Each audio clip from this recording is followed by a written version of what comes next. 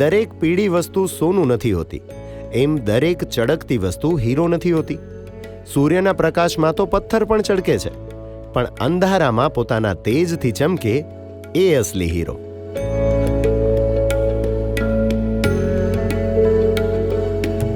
હવે પછીની વાત માટે આપણે 80 વર્ષ પાછળ જવું પડશે.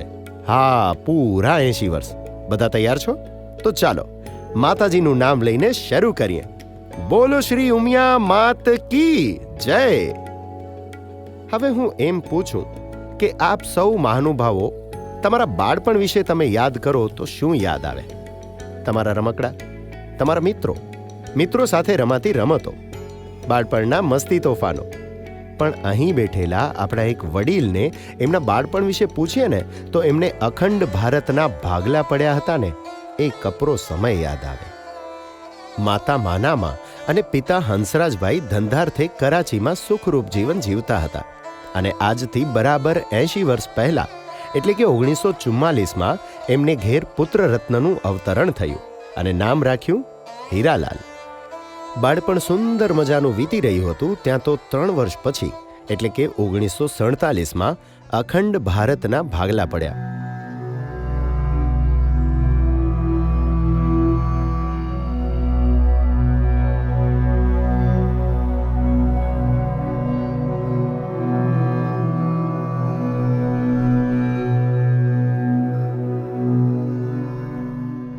ભાગલા પડ્યા પછી તો માણસો જેમને તેમ ભાગ્યા, તે દુઃખી થઈને. એટલી મા બાપા વાતો કરતા હતા એટલે મને ખબર એમ. કારણ કે પ્લેન ન જડે ને ઇસ્ટીમરું ન જડે ને પછી વાણમાં હોડિયામાં જેમાં દેખાય એમાં ભાગા. અને કરાચીથી માતા પિતા સાથે બાળક હીરાલાલ પોતાની કર્મભૂમિ કચ્છ આવ્યા. હીરાલાલના માતા પિતા પરિવારજનો સાથે મંગવાણાના શામાપરમાં આવ્યા, જેનું તોરણ વડીલોએ બાંધ્યું હતું. અને અહીંથી કુદરતે પોકાર પરિવારની પરીક્ષા લેવાનું પણ શરૂ કર્યું.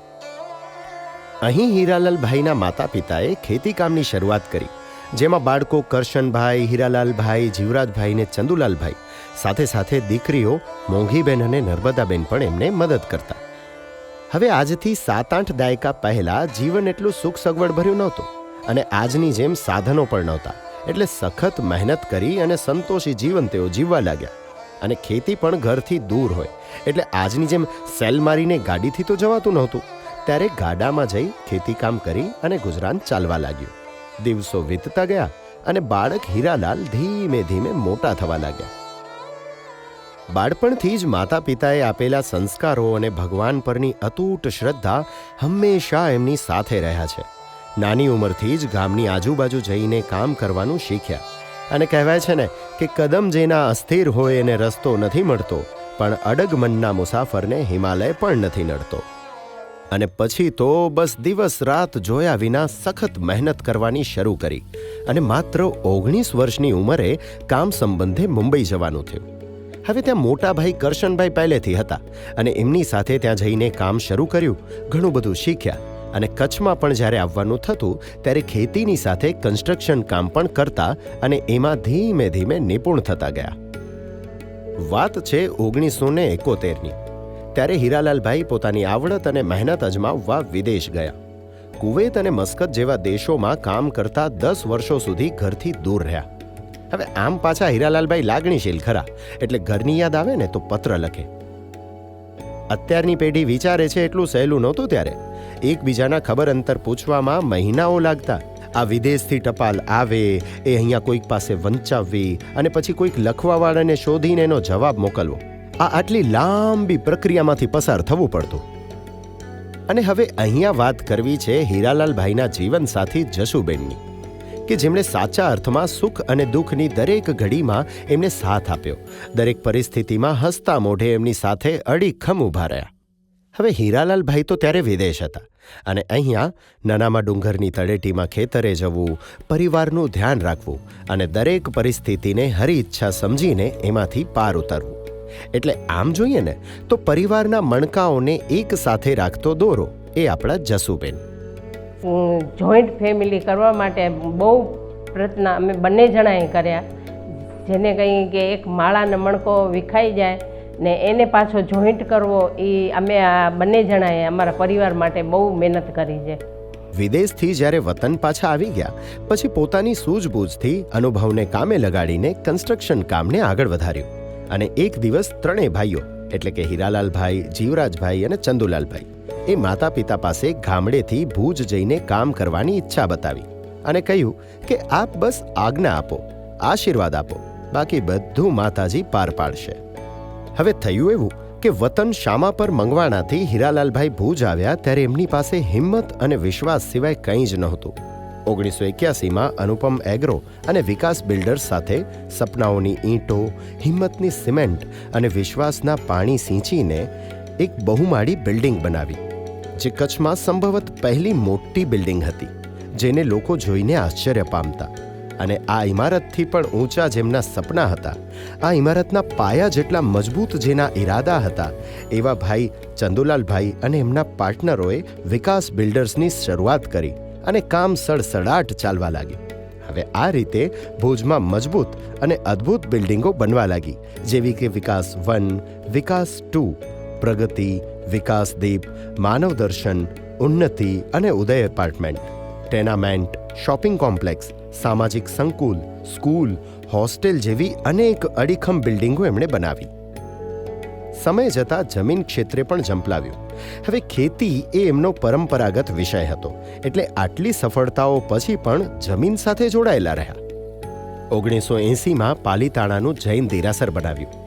હવે 1987માં ખેતરમાંથી ખેતીવાડી તૈયાર કરી અને નાના ભાઈ ચંદુલાલભાઈ વ્યારા બારડોલી ખાતે કન્સ્ટ્રક્શનનું કામ કરતા, જેમાં જીઈબી ઓફિસ તેમજ રહેણાંક મકાનો તૈયાર કર્યા. કચ્છની સાથે સાથે મહારાષ્ટ્રમાં નાસિક મધ્યે જીવરાજભાઈ તેમજ તેમના દીકરા રાજેશભાઈ બિલ્ડિંગ્સનું કામ કરતા અને 1995માં વડોદરા ખાતે બિલ્ડર લાઇનની શરૂઆત મોટા બનેવી અરજણભાઈના સહકારથી થઈ. કહેવાય છે ને કે મોરના ઈંડા ચિતરવા ન પડે, એટલે હીરાલાલભાઈના પુત્રો જગદીશભાઈ અને નરોત્તમભાઈ પણ પિતાના પગલે પગલે ચાલતા થયા. આપણા હીરાલાલભાઈ અને જસુબેનને સંતાનોમાં 2 પુત્રરત્નો અને 3 લક્ષ્મી સ્વરૂપ દીકરીઓ મંજોલાબેન, નીમુબેન અને મુક્તાબેન ભગવાનના આશીર્વાદથી પ્રાપ્ત થયા. જીવન એકદમ સુખરૂપ જઈ રહ્યું હતું. અરે 1998માં વિકાસ એન્ટરપ્રાઇઝ નામની દુકાન શરૂ કરી, પરંતુ અહીં કુદરતને ફરી કસોટી લેવાનું સૂઝ્યું અને આ કસોટી એટલે 2001માં આવેલો ભયાનક ભૂકંપ.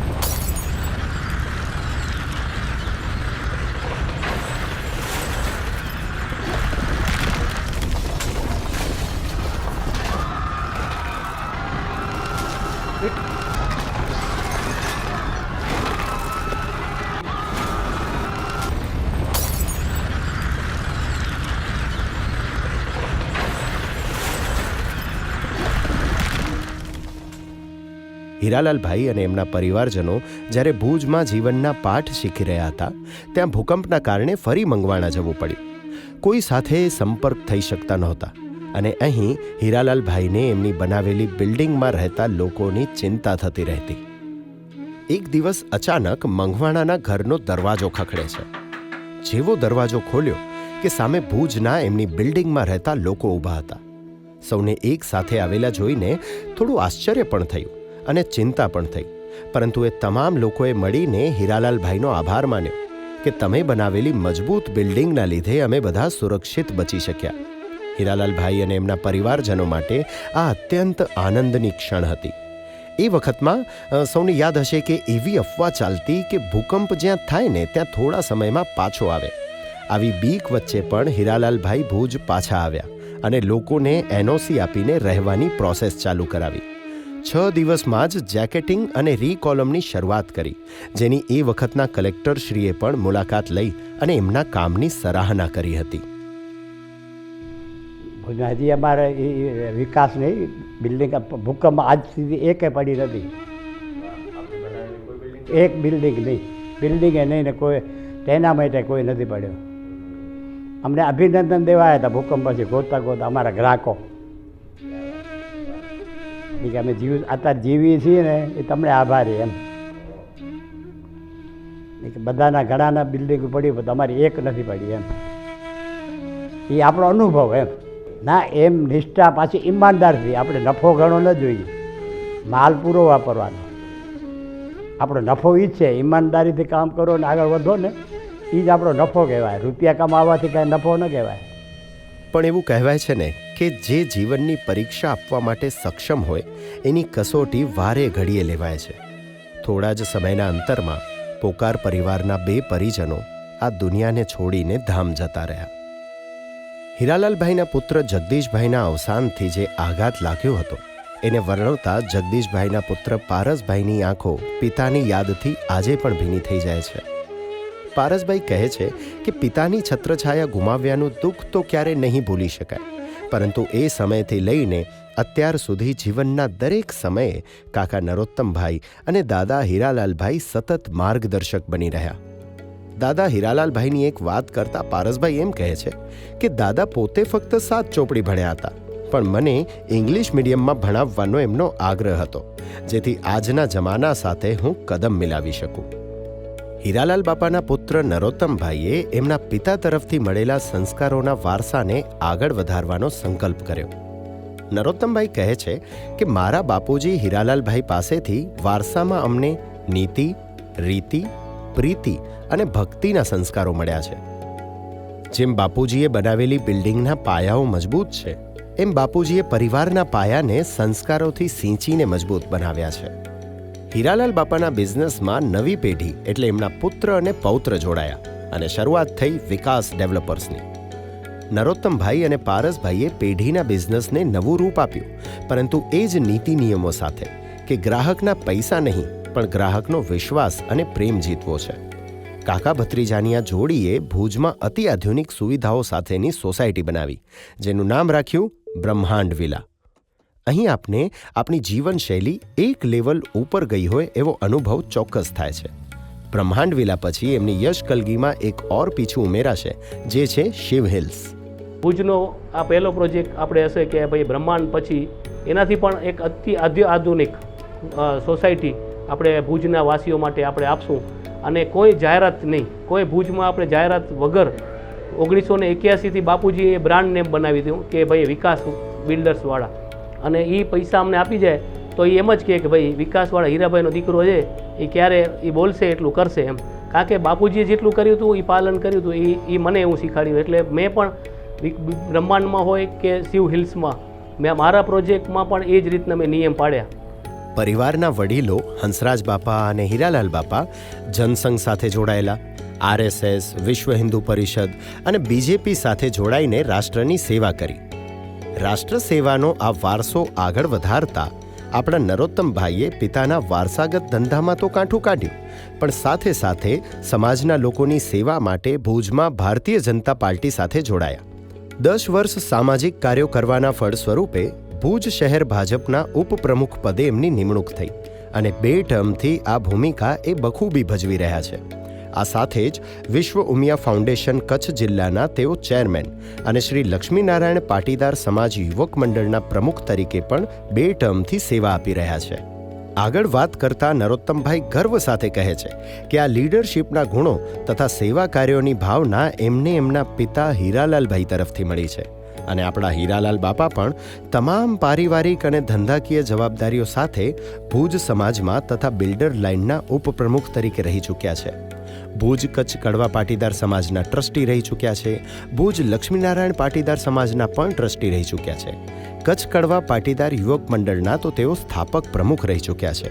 શ્રી ઉમિયા માતાજી સંસ્થાન વાંઢાયમાં ટ્રસ્ટી તરીકે સેવા આપી ચૂક્યા છે અને 12 વર્ષો સુધી કેમ્પ એરિયામાં આવેલ પાટીદાર હોસ્ટેલમાં ગૃહપિતા તરીકે સેવા આપી છે. આપણા હીરાલાલ બાપા ભુજ પાટીદાર સમાજની રચનામાં પાયાના પથ્થર તરીકે રહ્યા છે. હીરાલાલ બાપાની લાઈફસ્ટાઈલની વાત કરીએ ને તો અત્યારે એમની 4થી પેઢી એમની નજર સામે છે અને આ 4થી પેઢી સાથે પણ તેઓ કદમ મિલાવી રહ્યા છે. માતા પિતા તરફથી મળેલ સંસ્કારો અને પ્રભુ ભક્તિ આજે પણ એમની દિનચર્યામાં જોઈ શકાય છે. 40 વર્ષો સુધી બિલેશ્વર મંદિરે નિયમિત દર્શન કરવા જતા હીરાલાલ બાપા અને જસુબેન આજની પેઢી માટે એક એવું ઉદાહરણ છે કે એકબીજાનો સાથ હોય અને મનમાં સાચી આસ્થા હોય તો આપણા દરેક કામ ખુદ ભગવાન પૂરા કરી દે છે. આપણને માનવામાં પણ ના આવે, પરંતુ આજે પણ 80 વર્ષની ઉંમરે આપણા હીરાલાલ બાપા 5 કિલોમીટર વોક કરવા જાય છે. નિયમિત સ્વાધ્યાય કરે છે અને ગીતાજીના પાઠ કરવાનું આજે પણ ચૂકતા નથી. ઉંમર પ્રમાણે બાપાની નજર થોડી નબળી પડી છે, પણ જુસ્સો આજે પણ એટલો જ છે. નજર ભલે ઓછી થઈ છે, પણ એમનું જે વિઝન છે એ લઈને નરોત્તમભાઈ અને પારસભાઈ એમના કામને આગળ વધારી રહ્યા છે.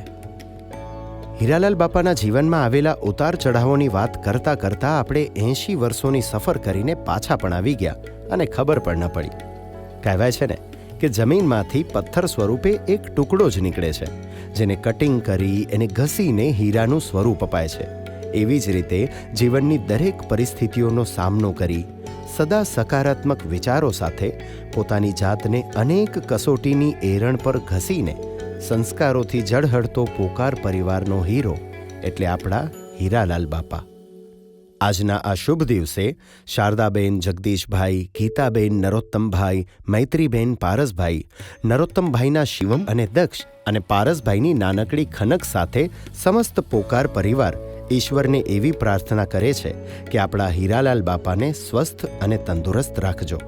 સદાય એમના આશીર્વાદ અમારા પોકાર પરિવાર પર વરસતા રહે. જય શ્રી લક્ષ્મીનારાયણ.